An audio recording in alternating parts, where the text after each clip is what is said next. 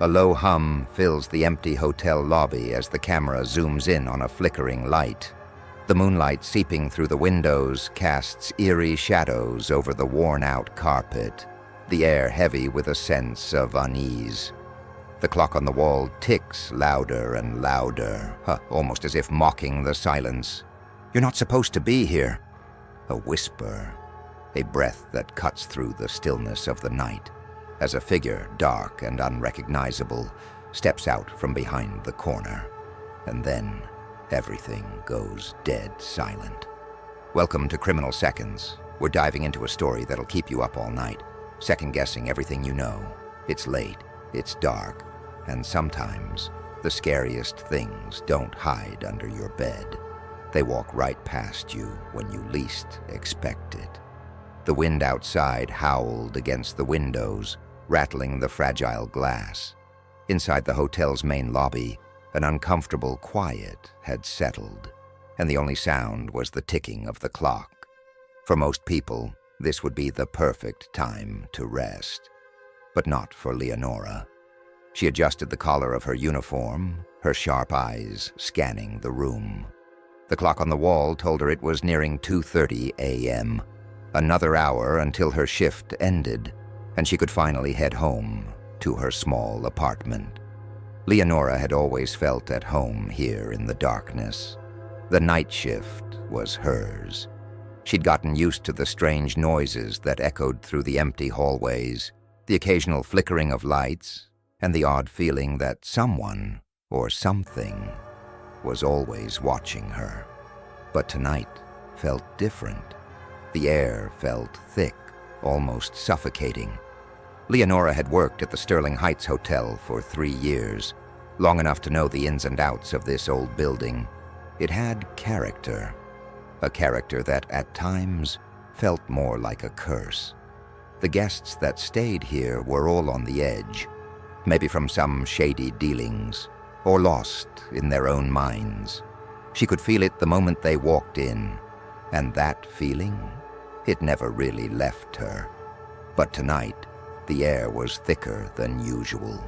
A muffled ding from the elevator echoed down the hallway. Leonora paused, listening intently. It was an odd hour for anyone to be coming in. She quickly glanced at the clock. No guests were due for check-in this late. Frowning, she grabbed her walkie-talkie. "Everything okay up there, Calvin?" she asked, speaking to the night porter on the floor above. No response. She frowned again, a tinge of annoyance building. Calvin wasn't the most reliable, but tonight, something felt off about him. As her instincts screamed to check on him, she got up and walked toward the elevator. The moment she stepped into the hallway, the hairs on the back of her neck stood up. The shadows in the corners of the hallway seemed to stretch longer than usual.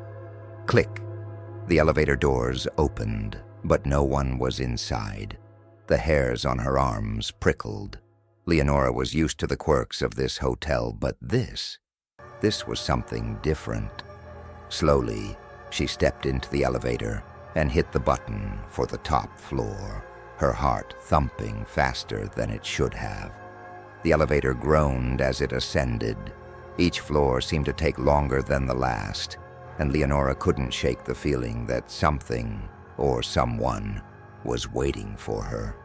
She reached the top floor, the door sliding open with a soft hiss. She stepped out into the eerie hallway, darker than usual. A strange metallic smell lingered in the air, and as she walked, the shadows seemed to shift. "Calvin?" she called softly, her voice echoing into the dark. Silence. Her pulse quickened as she moved toward the back office. The door was ajar, and through the crack, she saw the dim glow of a desk lamp. She stepped closer, pushing the door open slightly. Calvin was there, but he wasn't alone. A tall, thin figure stood at the desk, facing away from her. His broad shoulders were hunched, and the way he moved was unnatural, too slow, too methodical. Leonora's breath caught in her throat. Who was this man? Why was he in the back office?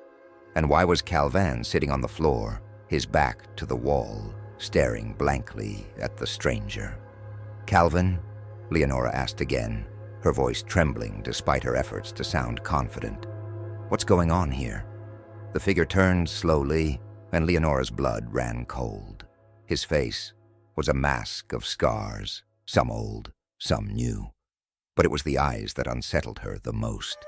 Eyes that seemed to pierce through her, as though he could see all her hidden fears.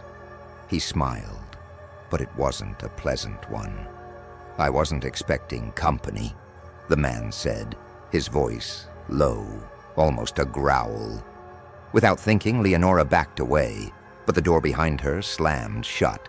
She whirled around in panic, realizing too late that she had been cornered. The man chuckled. "I wouldn't bother trying to escape. There's nowhere to run." Leonora's heart raced.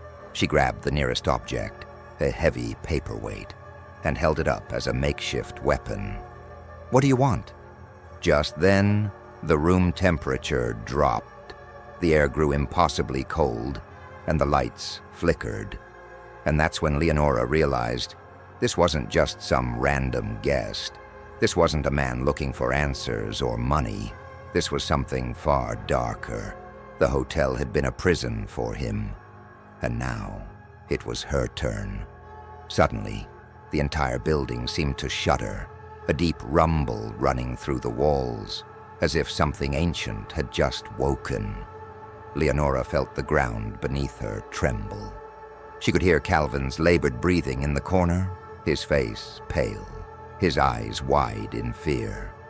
"I'm not going anywhere," Leonora said, her voice shaking but resolute. "You can't control me. I'm not afraid of you."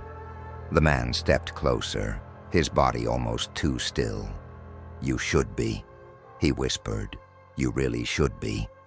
The chase that followed was not like any other. In the maze of hallways and hidden corners, Leonora used every ounce of her intelligence to outsmart him. Every room became a battlefield, every shadow a potential threat. She ran through the cold corridors, searching for an exit, any escape. But with each turn, the hotel seemed to grow bigger, more labyrinthine, as though it was changing, adapting, trapping her within its walls. It wasn't just the man that hunted her. The hotel itself was alive. As Leonora finally made it to the main lobby, her breath ragged, her body covered in sweat, she knew something worse than a physical chase had been at play here. This wasn't just about survival. This was about a secret buried deep within the very foundation of the Sterling Heights Hotel. And it was a secret she was going to uncover, no matter what it cost. Can you guess what happens next? The twists, the dark secrets, and the final shocking revelation.